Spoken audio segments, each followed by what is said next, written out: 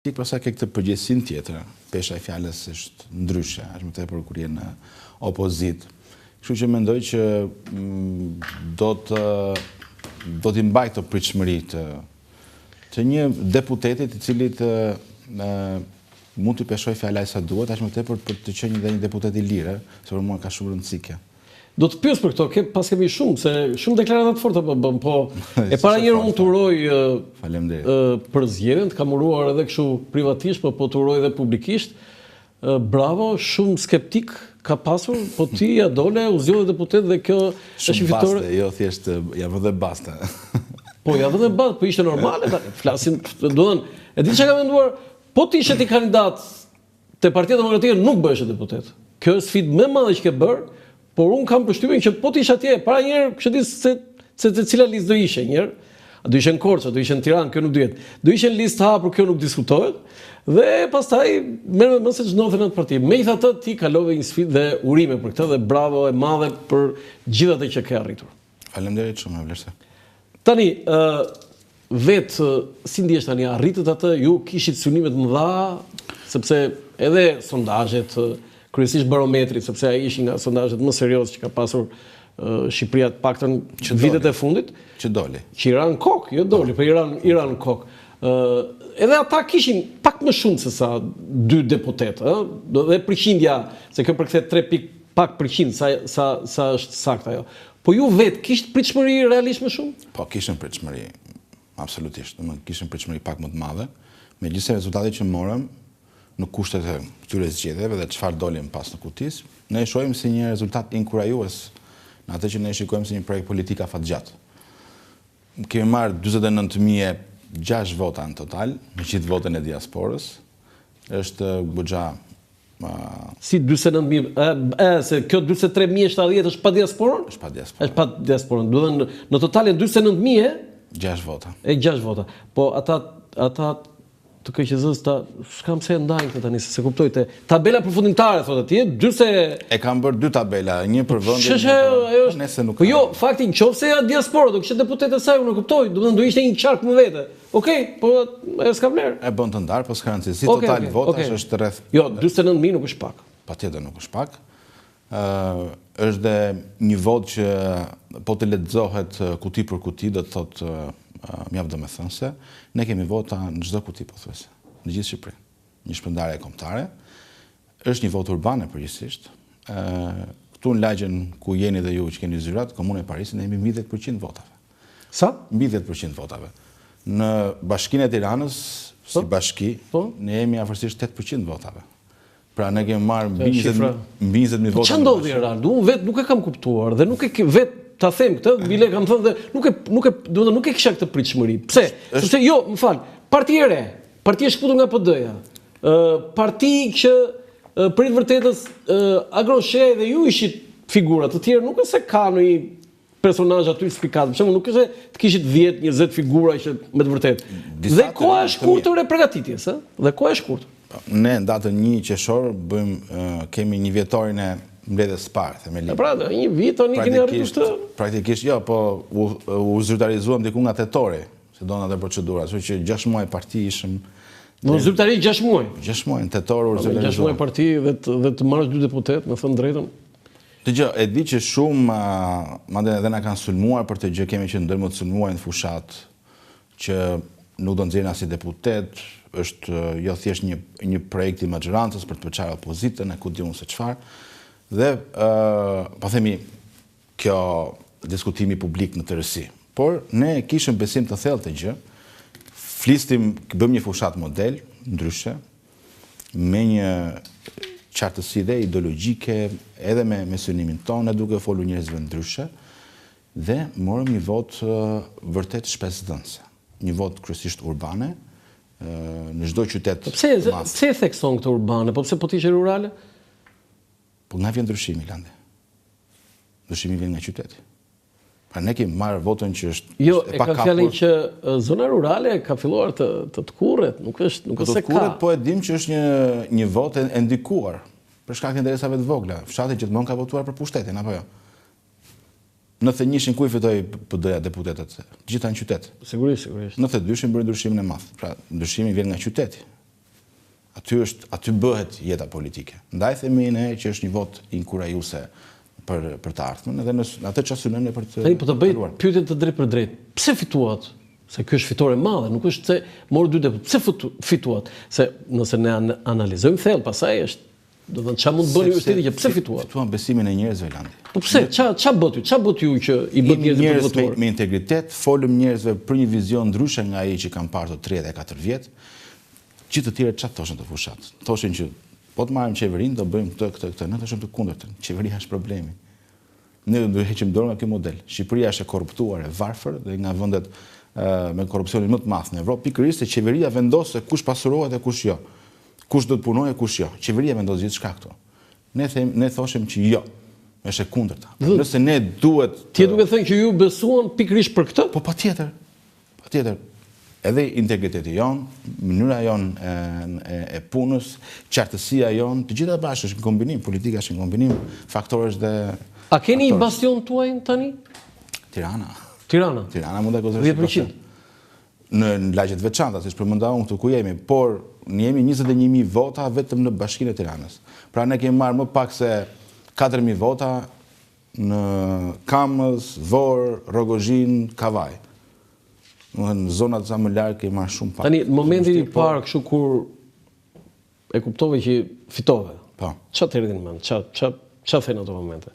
Po pritshmëria, domethënë ne në Tiranë kishim pritshmëri për 3. Donim shumë që të ishte edhe Barbara në grupin. Barbara kush është Barbara? Barbara Doda. Ja, për shembull, një kështu, po themi një kështu që jeni 2 figura, Grosha edhe ti, dhe Barbara Doda, për shembull, unë e dëgjoj për herë të parë. Domethënë Barbara do të ishte më vjen keq për këtë, po Barbara është një figurë shumë e njohur. Është një fenomen edhe në rrjetet sociale, shumë e dashur. Jo, mund të jetë shumë e njohur edhe në debatet publike. Kur nuk është e njohur, shumë flasun publikisht. Një vajzë talentuar, arkitekte. Nuk i vën dyshim këto, se ju kur zgjidhni nuk do zgjidhni një që s'ka vlerë. Dhe për të që synonit të merrte mandat. Po prandaj po them, se e nis edhe duke thënë që se na kanë thënë shpesh si fraksioni PD-s, për kundër. Jo, sa thashun këtë. Jo, në sensin që jeni shkëputur nga PD-ja. Jo, do ta bëj pyetjen vetëm, jo, po prit, s'ka marrë dorë aty unë. Atë ajo është fjala jote, s'është fjala ime, jo. Dakor.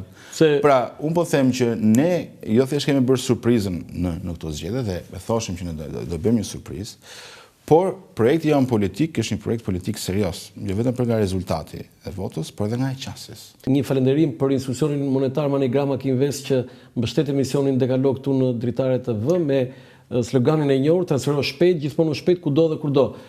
Akinvest, institucioni i pagesave për shërbimi Manigram, risjell shorteun për klientët e tij. Klient të dashur, çdo tërheqje apo dërgesë që do të kryeni nga data 14 prill deri më 14 korrik, pra nga 14 prilli deri më 14 korrik, me shërbimi Manigram në çdo zyrë dhe agent Akinvest do t'ju mundsoj të bëheni automatikisht pjesëmarrës së shorteut që do të zhvillohet në Diela Shqiptare në Televizionin Klan më datën 20 korrik 2025. Pra, në Diela Shqiptare në Televizionin Klan më 20 korrik 2025. Sa më shumë transferta me Manigram, aq më shumë merrni pjesë në shorte. Për çdo një transfer ju do të kualifikoheni me njerëz si pjesëmarrës në shorteun, nga i cili do të ketë 6 fitues me një çmim 50.000 lekë të rinj, pra 6 fitues me një çmim 50.000 lekë të rinj, sapo të kryeni transfertin e tretë ju kualifikoni dhe si pjesëmarrës në shorteun, nga i cili do të ketë 7 fitues me një çmim 100.000 lekë të rinj, pra 7 fitues me një çmim 100.000 lekë të rinj. Përdorni pra Manigram dhe fitoni. Faleminderit edhe një herë Manigrama Kinvest, institucionit monetar që mbështet emisionin Dekalog këtu në Dritare TV. Tani, ti thej që kemi një projekt dhe ti afatgjat. Tani, çfarë do me thënë kjo? Se projekt afatgjat, deri më sot, ti në qoftë se do shkruaj, se do futesh vetë atje në parlament e di unë, do fillojsh pastaj kështu disa projekte do ideosh në kokë për parlamentin, për partitë e tjera. Deri më sot, ajo që bëri këmbën e tretë të periudhës ishte LSI-ja. Pak po themi Partia e Lirisë, por LSI-ja. Dhe nuk e ka thyer kush. Në kushte të tjera ka qenë Partia Socialdemokrate, zotë Gjinushi, apo do thënë Partia Republikane. Tani, çfarë synoni ju në raport me këtë histori? Të gjitha këto që përmende kanë qenë shtojca pushteti. Pra ne dim që LSI, Ilir Meta nga një ish kryeministër i pushtetshëm, u shkëput, mori një rezultat, hyri në parlament, kur ishte në opozit merrte më pak, kur ishte në pushtet merrte deri në 19. Mirë, e bëri sfidë fortë dhe flasim 2004, ne kemi qenë asnjë ditë në pushtet. 2004-2007. Jo, 2004-2007 s'ka qenë ai. Si ishte më ishte kryeministër 2 vite më përpara, ishte njëri që ka ndarë interesat e jashtëzakonshme tani, nuk ishte pa gjë Ilir Meta. Ne s'kemi bërë ditë pushtet. Kur ishte kur drejtoi partinë, kur themeloi partinë. Po 2 vjet përpara ishte kryeministër. Po. Në 2001-shin, Tash ne dim se çfarë interesa ndan kryeministri në këtë vend. Po është një lloj themi tani Agrosha ka qenë deputet. Po deputet në opozitë ç'a ndryshon më Landi fjalën ke? Mirë, ai nuk ishte një deputet i thjeshtë. Ne s'kemi qenë asë ditë në pushtet, e thoshim dhe në zgjedhje, ndryshe nga të tjerët, që ne, sado që të marrim dorim prapë në opozit, nuk bëmi shtojtës dhe paterit se askujt. Prandaj them që kemi një projekt politik afatgjat. Ne do qëndrojmë në opozit, do shpajlosim... Mund ta shpjegosh këtë projekti politik afatgjat si? Më me detaj. Do rritemi, do zgjerohemi, do hapemi ndaj elementeve të rinj të shoqërisë dhe do përgatitemi për zgjedhje lokale të ardhshme. Pra, por pas se këtë do thoshë, të mbarojë zgjedhjet, fillojnë zgjedhjet e tjera. Dhe ne kemi nisur nga puna direkte. Si Partia Socialiste, këtu po e kopjoni Partinë Socialiste këtu. Ka një metodik pune. Ne jemi parti perëndimore. Kur thua ti për rezultatin nuk është rastësishëm. Kemi punuar Landi dhe punojmë në mënyrë moderne. Tani, si u përgjigjeni atyre që në këtë rezultat dhe për partinë tuaj ndikoi dhe fakti që Agron Sheaj nuk është thjesht një njerëz që themeloi një parti, por është një biznesmen i pasur, do të thonë një biznesmen i nivelit lartë, i pasur, një njerëz i pasur, jo, një njerëz i pasur, jo biznesmen i pasur, një njerëz i pasur dhe një biznesmen i suksesshëm në Shqipëri po dhe në Itali. Dhe kjo e ka ndihmuar atë të arrijë këto rezultate. Patjetër, po shumë e lidhen te pjesa financiare. S'ka të bëj fare, po të shikosh fushatën tonë, ti je i bindur që edhe mes partive të reja, nuk se kemi bërë atë shpenzim që mund ta imagjinojnë tjetër luks, se jo përkundër, kemi bërë një fushat deri ku normale, me mungesa të me njerëzore. Normale nuk ka qenë, ëh? Normale më ka qenë Molandi një maksimumi 2 aktivitete në ditë, bënim një në ditë. Gjithë angazhoheshim të bënim një parti që s'kishin fare mundësi. Po, unë s'po them të gjë, po kështu të tjera që kishin goxha mundësi. Jo, me Partinë Socialiste sigurisht që s'krahasoni dot. Ajo që na ndryshonte nga të tjerët ishte pikërisht këtë transparenca e madhe. Ne theshim që kryetari i partisë që ka 2 të ardhura në vetë ka vendosur të investojë në politikë dhe të mos marrim asnjë kontribut tjetër, pikërisht për të ruajtur lirinë dhe pavarësinë tonë, sepse ne konsiderojmë shumë të rëndësishëm financimin, sepse ajo që ta jep fshetas sot, ti e di, të treq hundën nesër. Prandaj po themi jemi të lirë. Ajo nuk është afatgjat. Dhe ne kemi folur pikërisht për këtë gjë. Financimin e partive ne kemi bërë kaos themelore në fushat.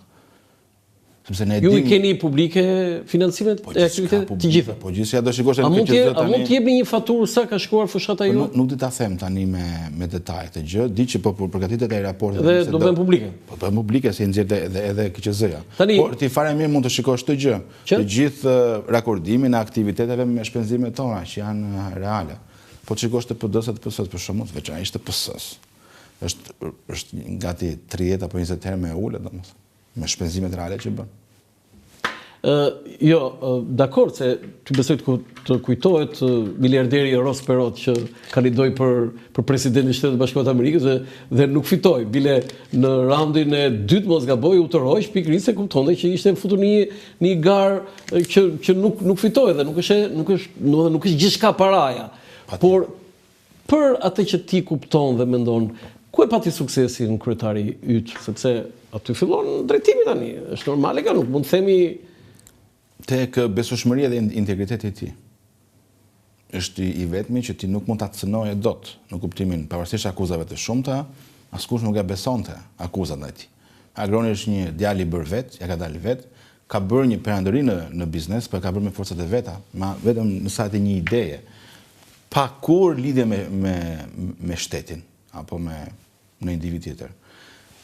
Dhe ky model sigurisht është vlerësuar nga njerëzit. Dhe ne për të flisim. Baza jonë e votuesve themelor është biznesi. Sepse biznesi e di shumë mirë do të thotë të punosh fort, edhe ta kesh shtetin në krah dhe jo në kurriz. Se ne këto thoshim. Kemi nevojë për model ku shtetin ta kesh në krah, jo në kurriz. Dhe mbështetja ishte kryesisht nga ata. Okej, po si do të arrini këtë? Ju 2 vota keni në parlament. Për shembull, ju nuk keni grup parlamentar, ju nuk jeni në maggjorancë, jeni në opozit. Si? Po Aram dakord që është një nisje shumë e mirë. Tani, pritshmëria ishte këta janë 0. Nuk ishim 0, dolëm 2. Për çfarë vlen kjo? Po sa nisëm. Jo, çfarë vlen këtë sesion, 4 vjet. Çfarë do bëni? Ma ruaj datën fikse në zgjedhjet lokale kur të vim, e do flasim sërish.